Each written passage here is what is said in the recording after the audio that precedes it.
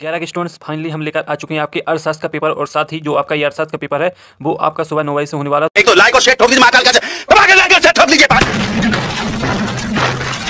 पूरा साल मेहनत करता हूं आपके लिए बेटा, ऐसा नहीं चलेगा, ऐसा नहीं चलेगा। तो जल्दी से स्टूडेंट देख लेते हैं कौन कौन से क्वेश्चन आपके पेपर में रहने वाले हैं और साथ ही जो आपका अर्थशास्त्र का पेपर है उसमें आपके टोटल जो रहेंगे 80 क्वेश्चन रहेंगे। इसमें आपके टोटल 23 क्वेश्चन आपके पूछे जाएंगे। तो जल्दी से देख लेते हैं क्योंकि आपके जो पेपर है वो आपका सुबह 9 बजे से होने वाला है और साथ ही जो आपका ये अर्थशास्त्र का पेपर है वो आपके लिए काफ़ी मोस्ट इंपॉर्टेंट होने वाला है। तो जल्दी से देख लीजिए पूरा का पूरा पेपर और साथ ही धमकदार तैयारी कर लीजिए क्योंकि आपका अर्थशास्त्र का पेपर सुबह 9 बजे से होने वाला है। आप देख सकते हैं इकोनॉमिक्स का पेपर कक्षा 11वीं वार्षिक परीक्षा 2022-23 और साथ ही जो आपका जो अर्थशास्त्र का पेपर है इसमें आपके टोटल 28 जो आपके रहेंगे वो कुल 28 अंक के विकल्प रहेंगे और साथ ही इसके बाद 16 से 15 तक आपके 2 नंबर के रहेंगे और 16 से 19 तक 3 नंबर के, 20 से आपके 23 तक 4 अंक के रहेंगे। तो स्टूडेंट्स पूरा का पूरा पेपर देख लेते हैं। तो चलो देख लेते हैं पूरा का पूरा पेपर। तो स्टूडेंट्स जो आपका क्वेश्चन रहेगा पहला वो आपका सही विकल्प टाइप में क्वेश्चन रहेगा। तो आपका पहला क्वेश्चन रहेगा वो आप देख लें। पहला क्वेश्चन है आपका सही विकल्प चुनकर लिखिए, 6 नंबर के हैं। पहला आपका अर्थशास्त्र के विभाग होते हैं तो इसमें आपके 4 विकल्प हैं, 2 होते हैं, 3, 4 और 5। तो इसमें जो राइट आंसर है वो आपका हो जाएगा स्टूडेंट्स 5। तो 5 आपका राइट आंसर हो जाएगा। इसके बाद है आपका अगला क्वेश्चन। तो अगला क्वेश्चन भी देख लेते हैं। तो अगला क्वेश्चन जो आपका रहेगा वो है आपका आंकड़ों के वर्गीकरण में पहला कदम क्या है? वर्गीकरण, सारणियन, विश्लेषण, निर्वाचन। तो इसमें आपका जो राइट आंसर है वो आपका हो जाएगा सारणियन।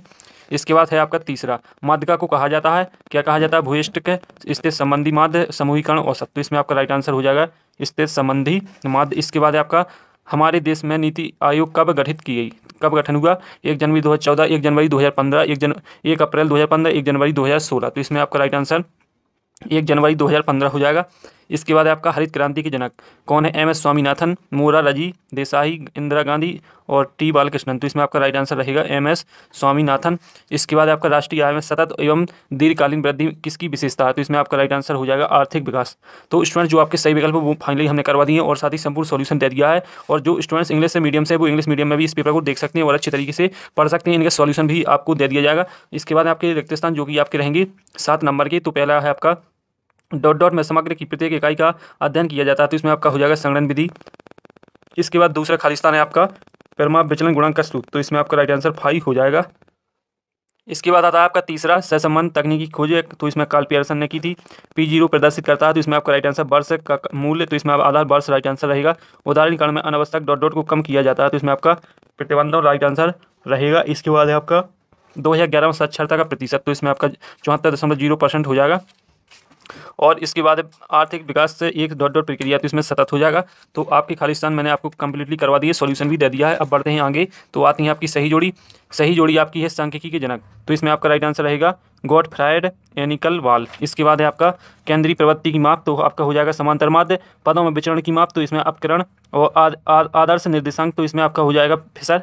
और पिछड़ी अर्थव्यवस्था तो निम्न जीवन स्तर और चीन में आर्थिक सुधार। तो इसका हो जाएगा 1978। तो ये आपकी सही जोड़ी हो जाती है। और इसके बाद है आपके एक शब्द एक वाक्य। तो एक शब्द एक वाक्य आपके रहेंगे 7 नंबर के। तो पहला है आपका समंक कितने प्रकार के होते हैं? तो आपके 2 प्रकार के समंक होते हैं। और इसके बाद है आपका अगला क्वेश्चन सिग्मा x/n किसका सूत्र है? तो समांतर माध्य। और परिमाप विचलन का विचार किसने दिया? तो इसमें हो जाएगा कार्ल पियर्सन।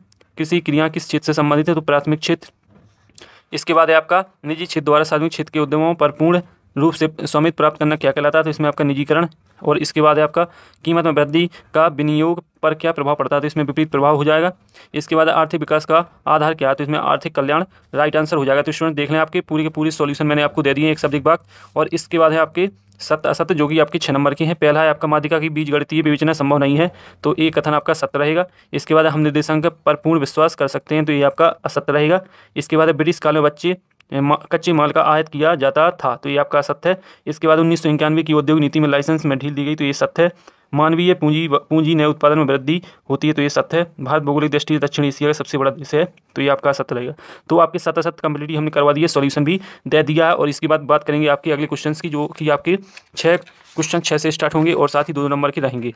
तो देख लें अर्थशास्त्र से आपके समझते हैं, सॉल्यूशन आपको मिल जाएगा। इसके बाद सांख्यिकी 2 कारण लिखिए।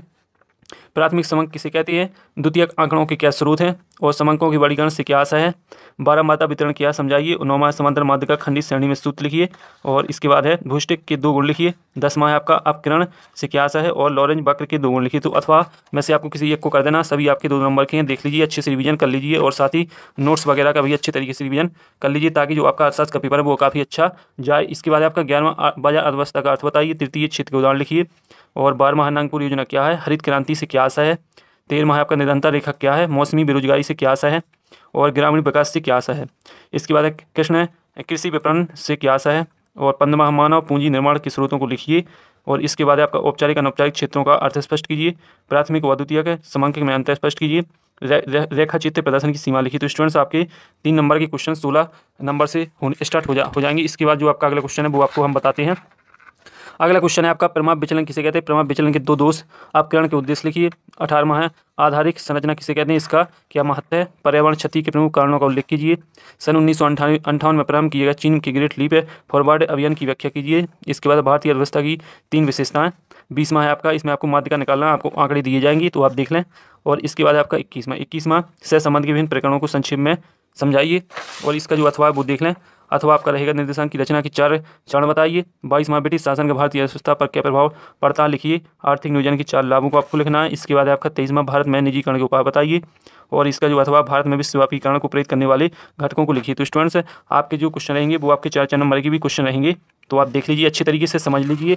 और साथ ही स्टूडेंट्स इसमें आपको जो 20वां क्वेश्चन है इसमें आपको माध्यिका निकालना है, तो पूरा का पूरा जो पेपर है वो मैंने स्टूडेंट्स आपको शेयर कर दिया है, सभी क्वेश्चनों को आपको बता दिया है। और साथ ही जो इनका सॉल्यूशन है आपको टेलीग्राम चैनल पर मिल जाएगा, डिस्क्रिप्शन में लिंक है तो जाकर जुड़ सकते हैं।